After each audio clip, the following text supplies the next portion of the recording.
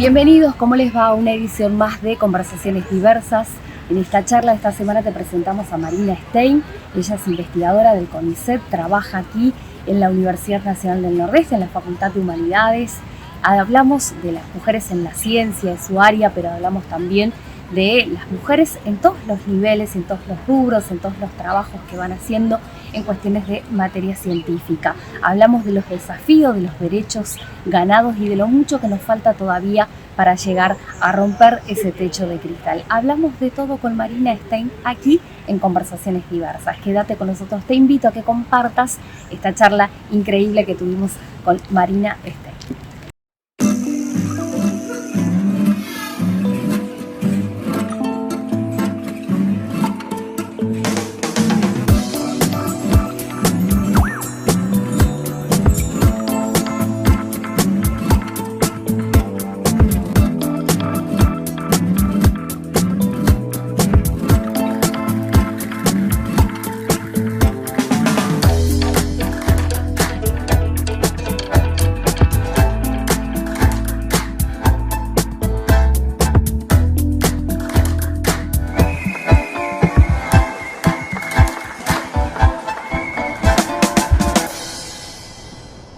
Bienvenidos una vez más a Conversaciones Diversas en nuestra tercera temporada. Gracias por estar del otro lado. Como siempre, abrimos la información y abrimos esta ventana que tiene que ver para conectarnos con las mujeres en la ciencia. Estamos con Marina Stein, quien, bueno, aparte de ser docente aquí de la Universidad Nacional del Nordeste, es investigadora, es bióloga. Mujeres en la ciencia, ¿qué tal? ¿Cómo estás? Bienvenida y gracias por este tiempo. Acá me siento como una alumna en este lugar. La verdad que me encanta cómo estás. ¿Cómo estás? Muy bien, gracias a vos por la invitación, a ustedes. Estás en un auditorio de la Universidad Nacional del Nordeste, en particular dentro del Instituto de Medicina Regional, donde yo desarrollo mis tareas de investigación desde hace más de 25 años. Como bióloga y dentro de un área, digamos, ¿no? De investigación. Acá tenemos diversas áreas, digamos, donde los científicos trabajamos. Tal cual, los científicos y las científicas, tal cual. Ahí vamos al punto, porque en esta charla, como se llama Conversaciones Diversas, sin duda que vamos a ir y venir en varias cuestiones y siempre queda algún hilo para seguir hablando en otras conversaciones. Pero puntualmente quiero entrar en eso que tiene que ver, estamos en un año, o por lo menos venimos atravesadas, no solamente con la historia de los feminismos, sino las mujeres en la ciencia están dando un camino, y hoy hablábamos fuera del aire, yo decía, hay una luz que nos hace que nos sientamos que estamos ahí, aunque faltara muchísimo. ¿Cómo ves eso y cómo te sentís, como investigadora, poder avanzar en tu trabajo propiamente, no solo como docente? Bueno, vos mismo lo dijiste, venimos de un año, en realidad venimos de 2 años bastante complicados, que es en función de la pandemia que tuvimos que atravesar, y en particular las mujeres y las mujeres científicas también, estuvimos, creo que, al frente de esa batalla, no solo desde el ámbito científico, también vamos a referirnos al ámbito de la salud, aportando, digamos, a los procesos de investigación y desarrollo tecnológico de determinados avances que permitieron, en particular a nosotros en Argentina, no me gusta decir la palabra batalla, pero enfrentar a esta pandemia, ¿sí? Con el desarrollo de kits diagnósticos, con el desarrollo de diferentes métodos de protección frente a esta enfermedad, y ahí estuvimos las mujeres científicas, y en particular en la Universidad Nacional del Nordeste, este instituto tuvo un papel muy importante, y muchas de las mujeres científicas de esta institución también jugaron un rol muy importante en esa pandemia, ¿sí? Hablar de las mujeres científicas uno se imagina, ¿no? Porque pensando en esto que nos atraviesa en la historia propiamente, es decir, rodeadas en un laboratorio haciendo experimentos, pero también hay otra cuestión que tiene que ver con el estudio, y pensando en eso y en el cómo una como mujer se va preparando, siempre pareciera que la vara siempre es mucho más de lo que uno se imagina, ¿no? Y que el paso siguiente les va a costar más y el otro también, a veces solo por el hecho de ser mujer. ¿Te pasa eso? ¿Lo pensaste en algún momento? ¿Sos de esas mujeres de pensarte en un instante, en decir, ¿dónde estoy con todo lo que avancé? Bueno, sí, a las mujeres científicas nos cuesta, a las mujeres en particular nos cuesta más avanzar en nuestros trabajos y en particular avanzar en los trabajos donde desarrollamos ciencia y también en las universidades. Y esto es porque después de determinada edad, digamos, y por los roles en los cuales somos asignados en la sociedad, restamos tiempo para nuestro trabajo en particular, es decir, este rol de que la mujer es la que tiene que quedar en la casa, cuidando a los hijos, atendiendo, digamos, todos los quehaceres domésticos, mientras que los varones no, en particular a las mujeres científicas nos resta tiempo para estar en nuestros trabajos. Para darte un ejemplo, las licencias por maternidad para las mujeres, aquellas que deciden, por supuesto, tener hijos, digamos, nos sacan de nuestro trabajo cotidiano, y mientras que el hombre tiene una licencia, por ejemplo, para hablarte del convenio colectivo de trabajo, de solamente 15 días y las mujeres de 6 meses. Eso hace que estemos relegadas o atrasadas en cuanto a las exigencias que se nos piden para estos trabajos científicos o para el trabajo dentro de la universidad, ¿no? Y que de hecho ahí también ya marca una disparidad, no hay paridad en ese sentido. Pensando en esta cuestión de igualdad, no solamente de género, sino de igualdad de responsabilidad. Digo, también el padre es quien debería acompañar y no necesita solamente 15 días. Pensando en eso también, que el trabajo debería ser compartido, porque si no estaríamos haciendo como el doble trabajo del cuidado, ejerciendo horas de trabajo y además el cuidado en la casa, ¿no? Tiene que ver con estos roles, con estos estereotipos que están en la sociedad y que se trasladan a los ámbitos institucionales, ¿no? Y que se trasladan al mundo laboral. Y esos roles, digamos, muchas veces que hacen que el camino biográfico que una mujer elige esté muchas veces pensado en función de este mandato de que los hombres no realizan trabajos domésticos. Claro. Entonces las mujeres, ¿qué hacemos? Decidimos o no tener hijos, o decidimos tener menos hijos, o decidimos retrasar el inicio de la maternidad. Entonces justamente por esta disparidad que vos decís, para nombrar un caso, ¿no? Claro, que es el hecho de decidir ser padres, ¿no? Totalmente, que hay un montón, digo, pusimos eso por el ejemplo del tiempo. Pensaba, Marina, también en esto de que son, en las estadísticas dan mayor porcentaje de ingresantes mujeres, inclusive de profesionales mujeres, pero sin embargo, la realidad de los cargos y la realidad de los lugares por ahí más comprometidos, todos tienen un compromiso, pero cargos jerárquicos se da menos en las mujeres. ¿No? Puntualmente te voy a dar un dato que es el 66% de las personas que ingresan al sistema científico en Argentina, que es el CONICET, son mujeres. Mientras que los que acceden a los cargos más jerárquicos, es decir, en los escalafones más superiores o en los superiores, solamente llegan las mujeres en un 20%. Esto es, no se les permite, digamos, acceder a esos lugares y son evaluadas mayoritariamente por hombres. Es decir, que son los que están allá arriba en esos cargos jerárquicos. Entonces, eso es lo que vos marcabas, es un número que es muy evidente y que marca esta disparidad, esta desigualdad, que no tiene que ver obviamente con las capacidades, ¿no? No, absolutamente, porque si tuviéramos que ver eso ya estaríamos mucho más atrás de lo que aparentamos ser en la historia, digo, pensando en eso, de la construcción propiamente del ser humano, ¿no? Bueno, es un número que refleja una realidad que es bastante cruda, porque si queremos cortar o terminar con esas desigualdades, bueno, tenemos que empezar por permitir que más mujeres, y no por ser mujer solamente, sino que evaluar con otras varas, decíamos, bueno, contemplar estas disparidades en relación a las licencias, bueno, ¿qué hacer para modificar eso, no? Inicio espacio publicitario.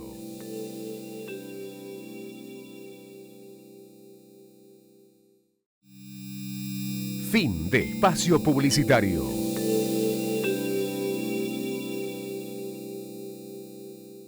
Marina, decíamos hoy que, bueno, que hicimos un par de estadísticas, o por lo menos pusimos en número. También eso es visible a la hora, digo, vos en tu cotidianidad lo solés ver, o percibís que se da, por ahí capaz no tanto en el ámbito donde estás investigando vos, porque hay muchas investigadoras también acá que forman parte de CONICET, de Región Chaco, digo, por la universidad. Sí, se percibe porque uno cuando tiene que recurrir a autoridades, cuando pasea por los pasillos o, por ejemplo, piensa en quiénes son los que están en los niveles más jerárquicos dentro de la universidad, o como te decía antes, tiene que recurrir a alguna autoridad para lo que sea, para alguna cuestión académica, para alguna cuestión científica o una cuestión de reclamo, se encuentra con varones, no se encuentra generalmente con mujeres en esos lugares. Entonces, esas desigualdades y esa disparidad también se refleja aquí en las universidades, en nuestra universidad en particular y en las universidades nacionales en general. Pensemos que solamente debe haber un 10% de rectoras de las 56 universidades que existen en Argentina. Y pensando que podemos hablar de docentes, una proporción de docentes mujeres en relación a los varones que es similar, podríamos decir un 51, 49, pero tenemos en los puestos jerárquicos o como profesores y profesoras titulares una proporción muy ínfima de mujeres. Entonces eso sí se ve en los pasillos y se ve, se vivencia todos los días, ¿no? Y eso te diría que sería como una especie de disparidad, pero a la vez de violencia, ¿no? Porque una violencia simbólica. Tal cual. ¿no? Quienes acceden a estos puestos no son las mujeres, sino que somos los varones, ¿no? Claro. Y bueno, eso habría que empezar a pensar cómo se va cambiando, ¿no? Así que... Sí. Mirá, qué loco, ¿no? Porque uno piensa ya en este nuevo siglo en el que estamos atravesando, donde hay algunas cuestiones que ya deberíamos tomarlo como más natural, digo, hablar de género, hablar de la diversidad propiamente, la diversidad, la identidad de género. Eso también atraviesa las universidades, pensando no solo en los lugares jerárquicos, sino también en las posiciones de alumnos, en las posiciones de profesor, profesora. Se charla, se escucha, se ve. ¿Cómo lo percibís como en tus años de acá de trabajo? Bueno, en los últimos años se empieza a percibir esos debates que empiezan a estar dentro de las universidades, pero no era algo tan común hace 10 años atrás, ¿no? Imaginemos que todo lo que transcurre afuera de las universidades, como decíamos antes, todas las luchas del feminismo, por decirlo de alguna manera, que están fuera de la universidad, ingresan a la universidad obligatoriamente, es decir, que podemos hablar de que los hitos históricos de lucha feminista en la Argentina también se vieron reflejados en las universidades. Y si podemos pensar en la historia de las universidades, o sea, no estaba pensada para las mujeres cuando se inician las universidades. Eso fue algo que, así como el voto femenino tuvo que lucharse para alcanzarlo, también el acceso de las mujeres a la universidad tuvo que ser a partir de una lucha, ¿no? No es lo mismo, por ejemplo, si pensamos en un nivel primario de la educación, ¿no? Donde el nivel primario de la educación estaba como dominado por las docentes que eran mujeres. En el caso de la universidad nunca fue así. Por supuesto que ahora hay muchas más mujeres que antes, pero seguimos estando en los puestos y en las jerarquías más bajas. Y sí atraviesa todo el debate de las diversidades y de la perspectiva de género. Por ejemplo, tenemos un hito importante en las universidades a partir de la redacción o primera redacción de los protocolos de violencia contra las mujeres o violencia de género, que se realiza en el 2014, creo que es en la Universidad Nacional del Comahue. Y a partir de ese momento todas las universidades nacionales empezaron a discutir sobre los protocolos. Nosotros recién en el año 2018 tuvimos nuestro primer protocolo aquí en la UNE, y que bueno, que está dando sus pasos de manera lenta, pero que una de los objetivos sería el debate interno dentro de nuestra universidad sobre las cuestiones de género, ¿no? Y sobre las violencias. ¿Sí? La principal que se percibe es la simbólica, aunque no deja de haber otro tipo de violencias como acoso, por ejemplo, ¿no? Eso, lo ven, lo visibilizan, lo trabajan a través del protocolo para contención o aprendizaje quizás de comportamiento, de conducta, porque también es entendiendo, ¿no?, que es una cuestión de construcción entre todos y entre todas aquí en la universidad, o solamente se limita a una cuestión más departamental? Digo, está el área donde atiende a esa persona y queda ahí. Qué buena esa pregunta. Mira, es justamente la violencia simbólica, es la violencia más invisible que existe. O sea, no solamente a nivel, digamos, de la universidad, sino a nivel social, ¿no? Entonces es la que nosotros por lo menos pensamos que es muy difícil contra la que hay que luchar, digamos, porque es la que está más naturalizada, ¿sí? No es lo mismo la violencia física, que es bastante gráfica y visible, que la violencia simbólica, donde se piensa que es algo natural, es decir, porque es como que se toma como una costumbre, que siempre fue así, entonces es muy difícil de erradicarla.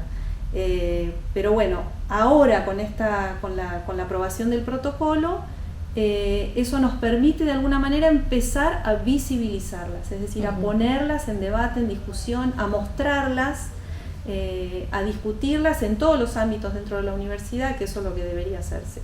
Pero no existe, como vos te preguntaste recién, un área específica que trabaje sobre las violencias o la perspectiva de género, por ejemplo, un departamento de géneros dentro de la universidad.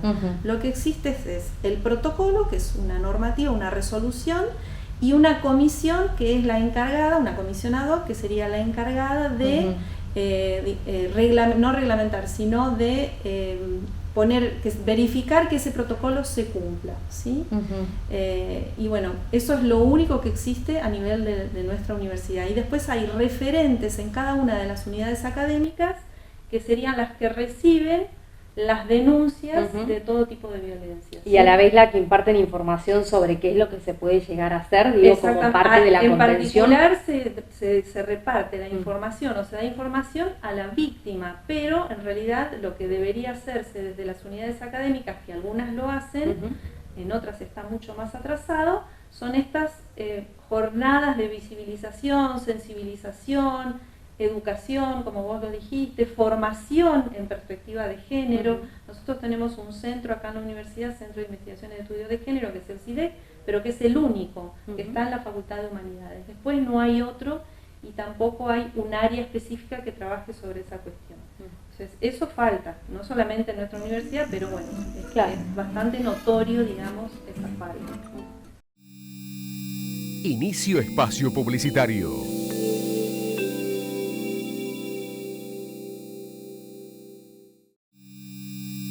Fin de espacio publicitario.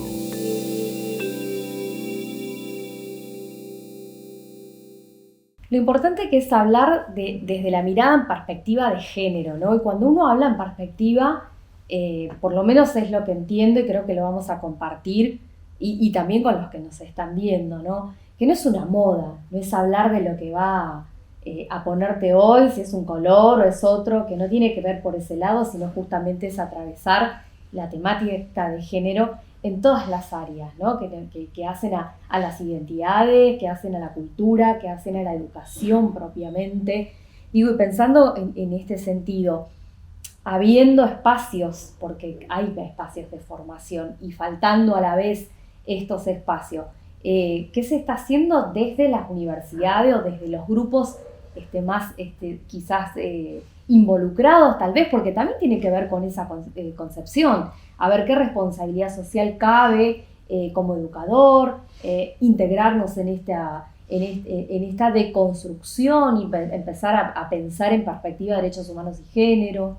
Y pensar en perspectiva de género es reconocer que existen diferencias a nivel social vinculadas, digamos, a la existencia de esas desigualdades de mujeres y varones, es decir, desde la cuestión económica, desigualdades económicas, desigualdades políticas, desigualdades en educación, desigualdades de todo ámbito, ¿sí? Entonces, eso es hablar o pensar en perspectiva de género. Si no reconocemos que existen esas diferencias, no podemos trabajar con perspectiva de género. Es decir, sería, no anular, esa perspectiva desde el vamos.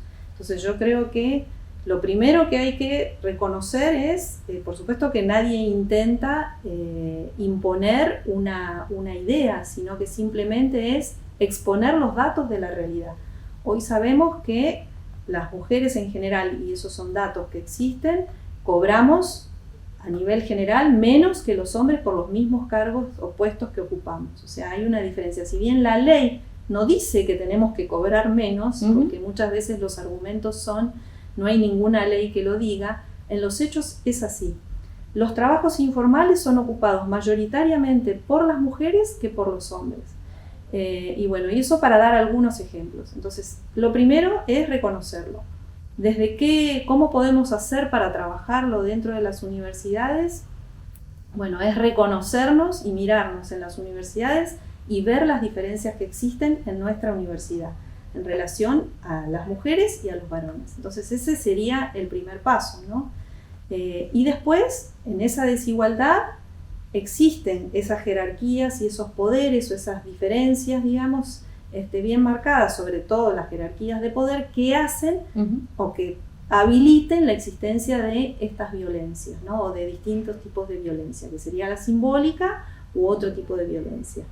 Y la forma en que podemos trabajarlo es organizarnos, o sea, distintas formas de organizarnos que tenemos las mujeres, las docentes, las trabajadoras dentro de la universidad, con nuestros sindicatos, que pueden ser docentes, nuestros sindicatos no docentes, dentro de cada unidad académica, dentro de los departamentos, pero la única forma es la organización que nos va a permitir afrontar cualquier tipo de derecho que sea vulnerado, ¿no? O sea, enfrentar cualquier tipo de vulneración de derechos.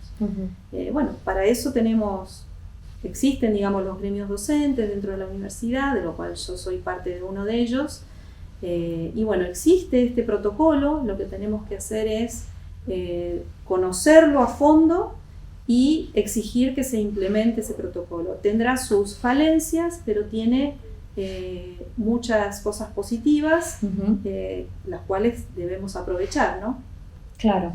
¿Te encontraste o te has encontrado quizás por ahí con tus pares o tus pares comentaron situaciones que por ahí fueron de interés de los alumnos con respecto a esta cuestión de decir, no sé, se me ocurre una clase, profesora, profesor, pasa esto y no tenemos la respuesta o nos pasa tal cosa a las mujeres o a las disidencias, y dónde vamos y qué hacemos y el protocolo? O sea, volvemos a esto que tiene que ver solamente con el papel y no quizás a la respuesta real que las personas que están transitando una situación de vulnerabilidad de derechos se sientan inseguros, ¿no? Bueno, yo soy parte de una cátedra dentro de la universidad. Nosotros trabajamos desde la perspectiva de género. Yo estoy dentro del profesorado de educación para la salud, dentro del profesorado, mejor dicho, de educación inicial, y estoy en la cátedra de educación para la salud, en la primera infancia. Y nosotros, bueno, trabajamos de esa perspectiva y hay muchas consultas y muchas opiniones por parte de las estudiantes, que muchas de ellas son madres, y se ven en muchas ocasiones vulneradas en sus derechos, y bueno, habilitamos los debates dentro del aula para poder intercambiar opiniones sobre esas ideas y cómo ellas vivencian el ser madres y tener que estudiar, quién se queda a cargo de sus hijos y de sus hijas, por ejemplo. Bueno, eso generamos a veces esa posibilidad de debate y de intercambio dentro del aula. Y en cuanto a la posibilidad de consulta frente a una actitud violenta o a sufrir algún tipo de acoso, bueno, yo creo que lo principal es que los docentes y las docentes tenemos que estar formados en eso, tenemos que conocer la existencia de todas las normativas para poder acompañar a quien viene a preguntarnos sobre una denuncia, o por lo menos poder derivarlos. Es decir, poder decirle, bueno, yo te derivo a la persona responsable que puede ayudarte en esto, en esta duda que vos tenés y en esto que vos estás comentando, que has sufrido, tu experiencia o como sea, pero no podemos decir, no puede ser el argumento nuestro de los docentes, desconozco de qué se trata. Claro. Tenemos que, aunque no conozcamos, decir, bueno, espera, voy a buscar la información y voy a darte la información. Claro. Porque las estudiantes sufren también, son violentadas de alguna manera, no solo por algunos docentes, sino también pueden ser violentadas por sus propios pares. bueno, los docentes también somos violentados por docentes e incluso podemos ser violentadas por estudiantes, ¿no? También hay casos en los que la violencia se da no solo desde una posición jerárquica hacia una no jerárquica, sino que al revés también ocurren casos de violencia. No son la mayoría, pero también pueden ocurrir. Pero siempre acompañar al estudiante, o sea, siempre, nunca la justificación puede ser desconozco la normativa. Claro, sí, pues sería... Estamos obligados a actuar en ese sentido. Me parece que es una obligación, así como podemos decir, así como cuando nos preguntan algo sobre la temática específica, podemos responderles, mira, la verdad no conozco esto que vos me estás preguntando, pero lo voy a averiguar y te voy a traer la respuesta. Bueno, lo mismo en este sentido, ¿no? Claro, y ahí estás usando esto de la responsabilidad, digo, no solamente como catedrática, sino que además también social, digo, poder brindar ese servicio que a veces todavía no nos acostumbramos a poder tener esta respuesta que facilitaría a muchas personas poder entender cuando hablamos y por qué hablamos en perspectiva de género o derechos humanos. Bueno, muy bien eso, porque justamente no es solamente violar o no entender que esto se trata de violencia, sino que se trata de vulneración de derechos y de derechos humanos. Es decir, hay una discriminación, cuando uno discrimina, cuando uno violenta, está violando un derecho humano, ¿sí? Entonces, eso que vos resaltaste es tal cual, ¿no? Inicio espacio publicitario.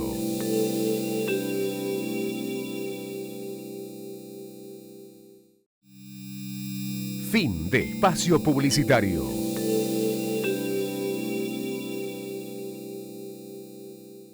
Me diste el pie, Marina, para preguntarte sobre todo esto que, bueno, hace poquito celebrábamos acá el precongreso de ESI.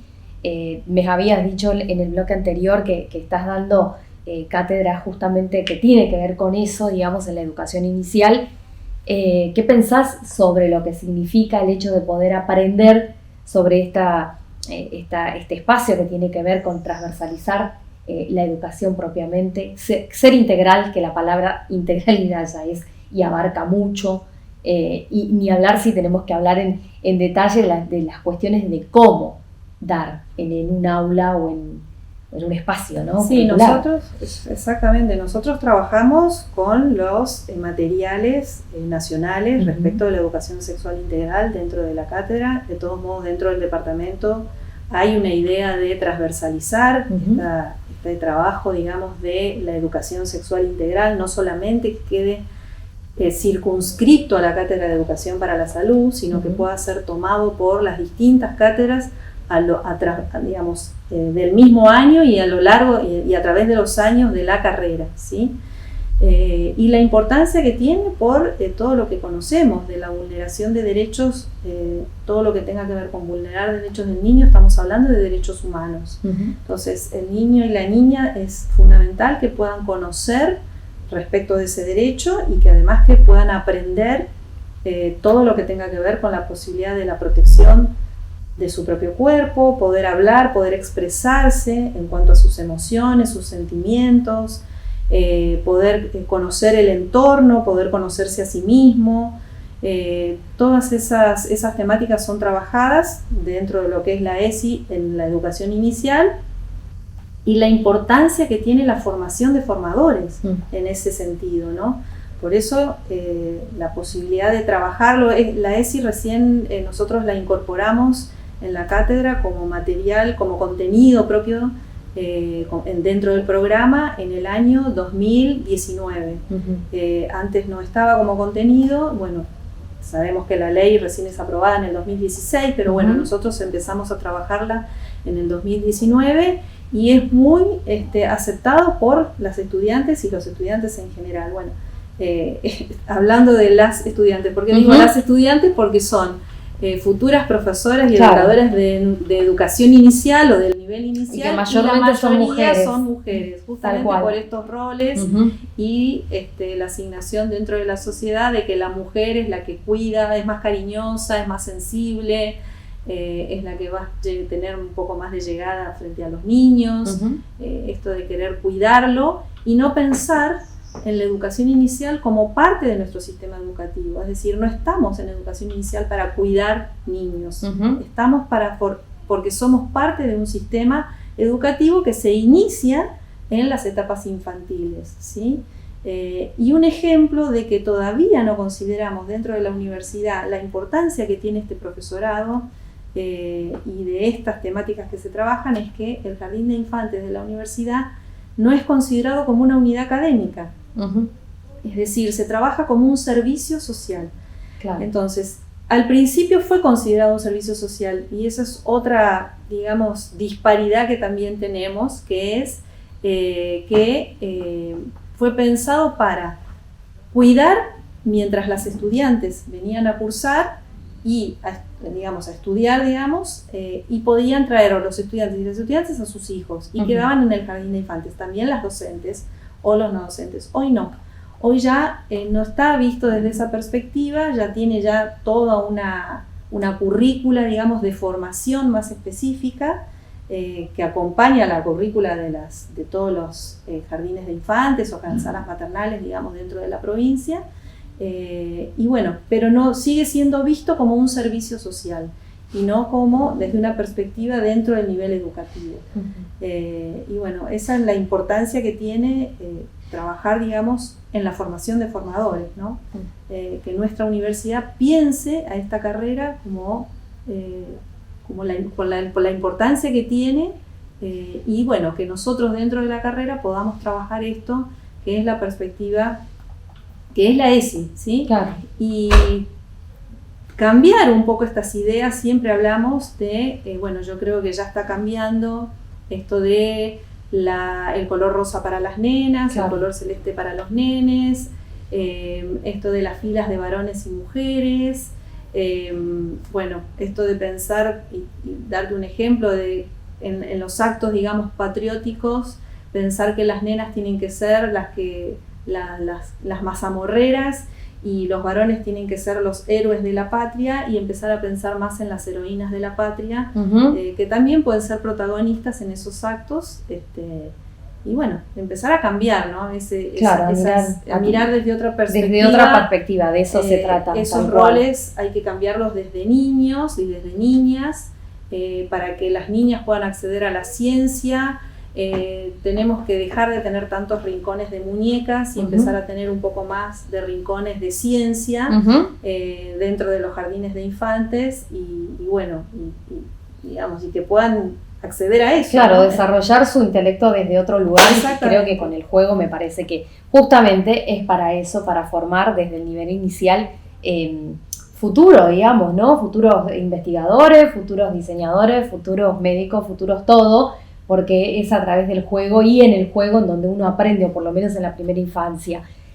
No me quiero ir de la ESI porque es algo que realmente todavía por lo menos está, fuera de las universidades y en algunas escuelas o colegios que están siendo como también atravesados por los conceptos de la ESI, pensando en cómo incorporo ese ejercicio transversalizado que tiene que ver con la educación sexual integral y que tiene que ver con la mirada desde el cuerpo, del cuidado del cuerpo, el cuidado de las identidades también, el conocimiento, el cuidado de mis pares, el cómo accedo a comunicarme con un par, nena, nene o disidente. ¿Esas cuestiones se manejan también desde esta formación de formadores, por ejemplo? ¿Lo ves desde ese lugar? Sí, totalmente, y creo que lo que más está puesto en debate hoy en día es el tema de la diversidad. Creo que cuesta bastante o hay una reticencia para aceptar la existencia de las disidencias y diversidades, el autopercibirse, el que los niños y las niñas puedan autopercibirse también, está bastante discutido. Hay mucha resistencia a eso, no solamente esto que vos decías, el reconocer al otro como el otro se percibe, no como uno quiere ser, como uno quiere percibirlo, ¿no? Eso es importantísimo y eso creo que nosotros lo ponemos, digamos, en juego, lo debatimos, hay mucho debate sobre eso, pero creo que a nivel general la mayor resistencia, no tanto al conocimiento del cuerpo, no tanto a la posibilidad de escuchar, de expresarse, sino más al respeto por la diversidad. Es decir, al reconocer a los demás en su propia identidad, ¿no? Y que pueda cada uno expresar cómo se siente, cómo se percibe y respetar eso, ¿sí? Y eso es grave, ¿sí? No poder reconocer al otro si nosotros no logramos esta tarea tan importante, digamos, de que los formadores no lleguen a las aulas repitiendo o replicando lo que observan de los que ya están, digamos, claro. ¿sí? Sino que tienen que llevar como una impronta nueva, ¿sí? Esta ola, digamos, joven, Uh-huh. que discute sobre muchas cuestiones y que es más abierta al debate, tiene que llevar lo propio, ¿sí? No tiene que replicar, la idea es que no repliquen lo que ya está, sino que puedan hacer algo nuevo, ¿sí? Creo que se respetan mucho más entre ellos y eso va a favorecer a que esto pueda, digamos, a que se respete la educación sexual integral. Que bueno, que podrá tener, es necesario tal vez algunos cambios, que pueda haber algunos cambios, pero creo que es una sola. Y hay que respetarla. Por ahora, creo que la ESI es una sola. Inicio espacio publicitario.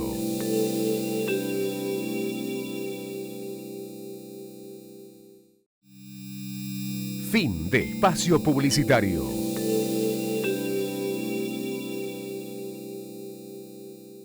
Empoderada, dijo mi productora así en el fondo, y yo traigo ese tema acá, empoderada justamente.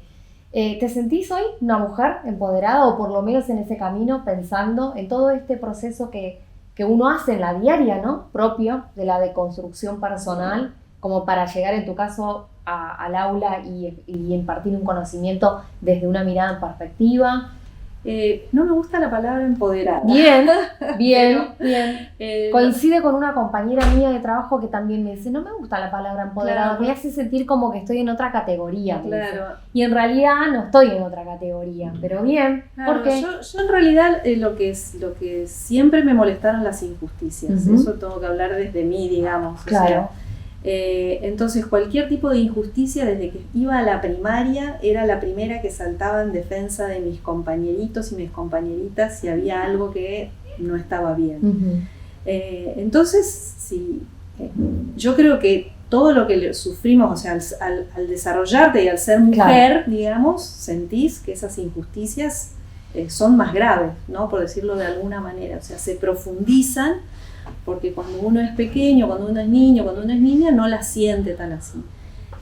Pero al ser mujer o al ser adulto, una mujer adulta, bueno, uno va viendo y va viviendo estas injusticias. Y desde ese punto me paro, es decir, desde luchar contra las injusticias, de defender derechos y los derechos que me corresponden, digamos, en particular, o que nos corresponden en particular como mujeres, ¿sí? Uh-huh. Que creo que, bueno, si bien hemos avanzado en la conquista de los derechos, las mujeres en general a nivel mundial, en particular también en Argentina, creo que queda mucho, ¿sí?, por recorrer. Uh-huh. Pero bueno, me paro desde ese punto, desde la defensa de los derechos vulnerados. Y bueno, creo que todo lo que tiene que ver con, en particular con las mujeres, es vulnerar derechos, ¿no? Y sobre todo las trabajadoras, ¿no? Yo me paro también como trabajadora científica, como trabajadora docente, donde se reflejan estas diferencias, estas disparidades, y bueno, trato de, junto con mi organización y con mis compañeras y compañeros también, poder dar batalla a estas injusticias y tratar de pensar que van a resolverse, ¿no? Porque si uno pensara que esto no va a cambiar, no haría nada, ¿no? No es fácil, pero creo que es posible, ¿no? Uh-huh. Que estas cosas cambien. Y ahí pego esto de pensando, ¿no? No me gusta la palabra empoderada. Y si hablamos de feminismos, ¿te sentís sí. una mujer feminista? Sí, totalmente. ¿En ese sentido? Si tengo que hablar Ajá. de feminismo, sí, me paro dentro de las feministas, uh-huh. ¿no? En esta desigualdad que existe en nuestra sociedad en relación a las mujeres, sí, me paro desde las feministas, ¿no? Lo que no quiere decir que claro. mi blanco de lucha sean los hombres. Claro. Es decir, no son el enemigo. Como, totalmente, sí, sí. Entiendo que están muchos están de este lado, o sea, no es la mujer contra el hombre. Yo en realidad, desde mi perspectiva feminista, es contra una sociedad que vulnera derechos, contra una sociedad donde hay, porque si vamos a pensar en nuestra sociedad, hay clases dominantes que oprimen a otras clases sociales, ¿no? Que son las oprimidas. No todos somos iguales dentro de la sociedad. Entonces, desde ese punto creo que es importante la lucha que nosotros tenemos que llevar adelante como desde el movimiento feminista para derribar esas diferencias, ¿sí? Porque eso es lo que creo que traba fundamentalmente el avance de nuestras conquistas y de nuestras luchas, ¿no? Estas diferencias tan abismales que impiden muchas veces, por ejemplo, que ingresen muchas mujeres a la universidad, que ingresen muchas mujeres a este sistema científico, ¿no? Esas diferencias sociales, es decir, la mujer se tiene que, como decíamos antes, los roles, etc. Entonces, bueno, creo que es eso, feminista sí, pero no para luchar contra el hombre o contra el varón, claro. Sino para derribar estas injusticias que existen en la sociedad a raíz de estas diferencias tan marcadas, ¿no? Totalmente, que viene por contrato social, exactamente, digamos, totalmente, ¿no? que nos atraviesa la historia en ese exactamente. Sentido. Utilizó, y está bueno eso, yo lo descubrí en la última charla que tuvo Dora Barrancos acá, en esta universidad, hizo hincapié sobre que hay nuevos feministas también, y bienvenido sea. ¿Por qué? Porque hace este ejemplo, ¿no? Que decís, no estoy contra el varón, no voy en contra de él, al contrario, lo que quiero es sumarlo, y también sumarme. Entonces, a partir de ese, hay muchos feministas que se dieron cuenta de que no es contra ellos, sino es con ellos también el hecho de poder bregar por luchar por los derechos de las mujeres, las disidencias y de todos y de todas, decía. Y la verdad que utilizó esa frase y uno se habrá puesto a pensar cómo usa, tipo, en este lenguaje también inclusivo, agregó este concepto de feministas, ¿no? Bueno, porque muchas veces uno en su propia experiencia de vida, ¿sí? Atraviesa, digamos, por todas esas desigualdades, incluso dentro del hogar. ¿Pero por qué? Porque la misma sociedad de tu compañero hizo que él se viera, ¿sí? En su rol dentro de un hogar, dentro de una familia, como ajeno a esas tareas, ¿no? Que decimos. Entonces, ¿cómo uno encara esa diferencia de ideas o de vivencias, ¿no? Enojándose, ¿no? Diciendo, bueno, pero me enojo porque no puede ser que no se dé cuenta, que no atienda, que no entienda, o tratando de ganarlo, ¿sí? En esto de los feministas, ¿sí? Para este lado, ¿sí? A partir de, bueno, los debates profundos y necesarios que hay que dar, ¿no? Adentro de un hogar y por fuera, digamos, las luchas sociales. Pero está bueno, ¿no? Porque uno siempre a veces dice, bueno, pero tengo que regreso a casa, o sea, lucho mucho afuera, y cuando vuelvo a casa resulta que tengo que lavar los platos, planchar la ropa, cuidar de los chicos, tengo que hacer todo. ¿Y qué pasó acá? O sea, también hay que luchar ahí. Claro, entonces también hay que tratar de ver cómo resolvemos esos debates, digamos, dentro del propio hogar, que bueno, que a veces surgen, y por eso no es el enemigo, ¿sí?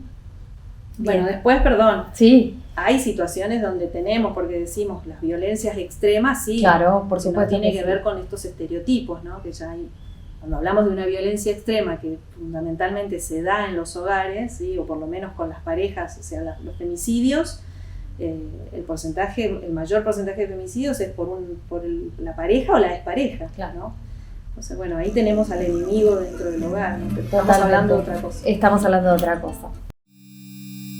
Inicio espacio publicitario.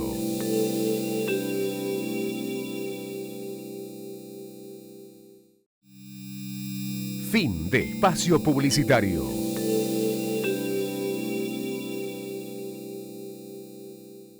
Último bloque ya, y hay muchos temas que quedaron ahí, que bueno, dije el bloques anteriores y en otras conversaciones con gente de que a veces en lo más rico está lo que no se graba, porque ahí quedamos hablando en el montón de cosas que da. Pero retomo esto, Marina, que dijiste algo súper importante y que me parece que está bueno por ahí desarrollarlo, esto que tiene que ver con las primeras infancias, dejar de poner este estereotipo de juguetes, nenas con muñecas, autos y herramientas para con varones, no pensar en la disidencia, digo, pensando en el juego, pensando en lo que estás impartiendo conocimiento hoy en un espacio y pensando en el rol hacia futuro de esas niñas, ¿no? Y en el rol de la mujer como la ciencia y en la ciencia.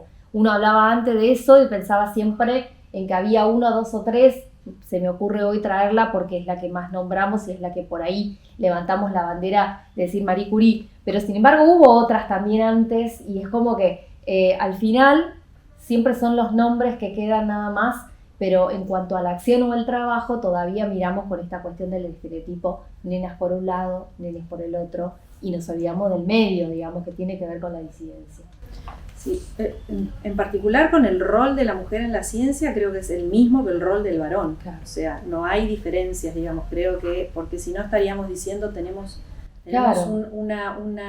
algo diferente que tenemos que hacer. Comparto en cuanto a la creación de cual. Conocimiento, y creo que no tiene que ver ni con las capacidades, como dijimos antes, por lo tanto el rol es el mismo, es crear conocimiento, que es lo que ha permitido que el mundo se mueva, que el mundo avance, lo mismo que la tecnología, y creo que tanto varones como mujeres estamos en eso, ¿sí? El punto era lo que veníamos charlando antes, que son las oportunidades, las diferencias de oportunidades en esta sociedad que nos toca vivir. Entonces, mi trabajo, entiendo, o el trabajo de las mujeres hoy en día en la ciencia, más allá que del trabajo específico científico, sería visibilizar estas diferencias para que más mujeres puedan acceder, para que más niñas puedan acceder a estos trabajos de científicas, ¿sí? A trabajar en ciencia, a trabajar en las ciencias duras, para las cuales no son muchas veces pensadas, como la ingeniería, como la matemática, como la física, siempre también para eso hay estereotipos. Entonces creo que nuestro trabajo hoy como mujeres científicas, o nuestro rol, como le solemos decir, es visibilizar estas desigualdades y organizarnos y tratar de transformarlo, ¿sí? Como decía antes, creo que es un deber hacerlo, un deber tratar de transformar esta realidad, porque no digo que sea fácil, pero no creo que sea imposible. Entonces yo te diría que esa es mi opinión en relación a nuestro rol, ¿no? Creo que hay que trabajar, organizarse, y se han logrado cosas. Se han logrado, bueno, hoy creo que hoy tenemos la segunda mujer al frente de la presidencia del CONICET. Bueno, falta todavía porque, bueno, incluso dentro del directorio solamente hay 2 mujeres de 6, pero bueno, creo que hay que seguir avanzando con esas cuestiones, en derechos, incluso para las becarias, que son también mujeres científicas y que están muy precarizadas, que no acceden a la igualdad de derechos que tienen otros, se les terminan las becas y quedan en la calle, muchas de ellas incluso quedan en la calle estando a pocos meses de tener a sus hijos, es decir, estando embarazadas, es decir, se termina tu plazo de beca y quedaste afuera porque no pudiste ingresar a carrera. Es un sistema que a veces es muy injusto y más injusto con las mujeres, ¿no? Bueno, eso, te diría que hay que trabajar sobre esa cuestión. Que hay que trabajar digamos, sobre ¿no? esa cuestión. Bueno, Marie Curie, vos pusiste el ejemplo, fue muy invisibilizada, aunque ella luchó para no serlo, logró, lo que es más, es la primera mujer que logra 2 premios Nobel, y bueno, recordemos que ella no se le permitía hablar en público sobre sus investigaciones, y el que podía hablar en público sobre sus investigaciones era el esposo, era su compañero, que también intentó, que no luchó con ella para que ella no fuera invisibilizada, pero bueno, atravesó todas esas dificultades, pero se puso firme y bueno, lo consiguió, ¿no? Y de hecho, bueno, dejó el legado de su hija que sigue trabajando también hasta la actualidad. Hay una fundación que lleva su nombre y que tiene un trabajo muy interesante en esto de propiciar a las mujeres en la ciencia, a las niñas en la ciencia, sobre todo esto que decíamos y hablábamos de los estereotipos, ¿no? Y bueno, y te cuento, porque hay un programa muy interesante que relata la historia de la vida,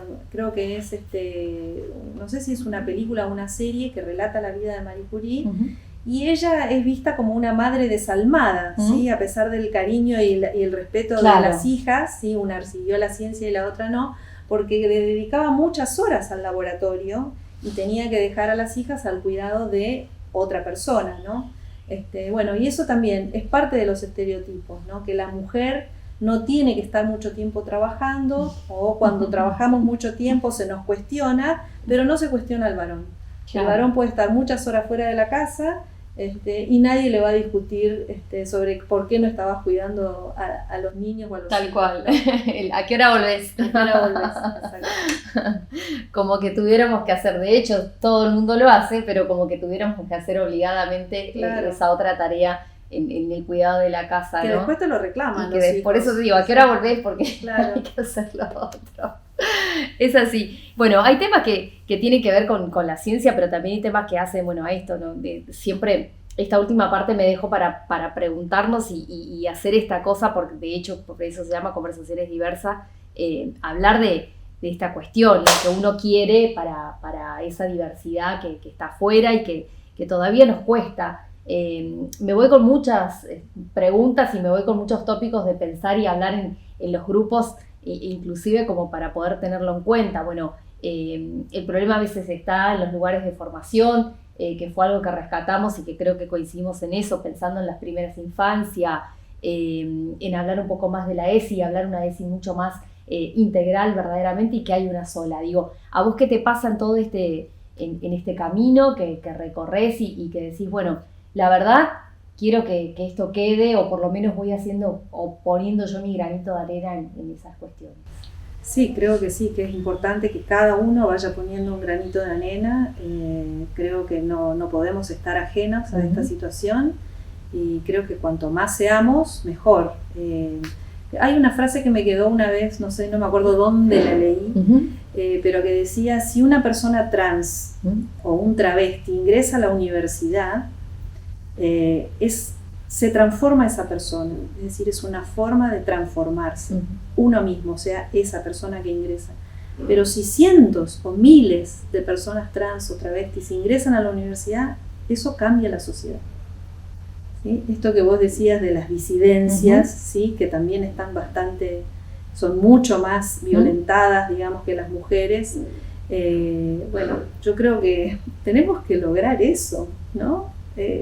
Tenemos que lograr que muchos ingresen a la universidad para poder realmente transformarla, porque cuando eso ocurra vamos a saber que hay un cambio muy importante en la sociedad, y creo que hay que luchar para eso, para transformar la sociedad y para que miles puedan ingresar, que no existan más las diferencias, que exista la paridad, que tengamos igualdad de oportunidades, las mujeres en la universidad. Eso se va a visibilizar como, y bueno, cuando los que estemos arriba en los cargos jerárquicos no sean mayoritariamente los varones y empecemos a ser las mujeres, ¿no? Creo que es una forma de visibilizarlo. Y bueno, sí, seguir luchando y poniendo nuestro granito de arena para que esto cambie. Que es necesario. Eso, y que es necesario en estos lugares, que creo que las universidades o las instituciones educativas son la fuente como para poder hablar. No va a haber perspectiva de género, o creo que va a ser mucho más difícil que la perspectiva de género esté dentro de las universidades cuando sigamos, digamos, viviendo estas diferencias, ¿no? Claro. Estas disparidades. O sea, lograr que la perspectiva de género sea masiva en las universidades, bueno, tiene que haber un cambio de estructura, ¿no? Dentro de las mismas. Tal cual. Un placer, gracias por permitirnos aquí en tu casa. Nos sentimos como en casa, de hecho. Así que bueno, nada, gracias, y quedan temas para seguir hablando en conversaciones, y está abierta para cuando tengas algún tema y que quieran hablarlo. Bueno, yo muchas gracias a usted y espero haber aportado un granito de arena en esta charla, digamos. Sin duda, seguro. El saludo que nos acostumbramos en pandemia. Y a vos que estás en casa, gracias como siempre por acompañarnos. Quédate con nosotros. Vení a compartir esta charla increíble aquí con Marina que tuvimos hoy en Conversaciones Diversas. Seguí nuestras redes sociales, por supuesto estamos allí en el canal de YouTube, que también te podés suscribir, es de manera gratuita, activas la campanita y te aparecen todas las conversaciones diversas, porque en esta tercera temporada hay mucho más para contar y hay mucha tela para cortar en Conversaciones Diversas. Un placer, gracias como siempre. Buen descanso.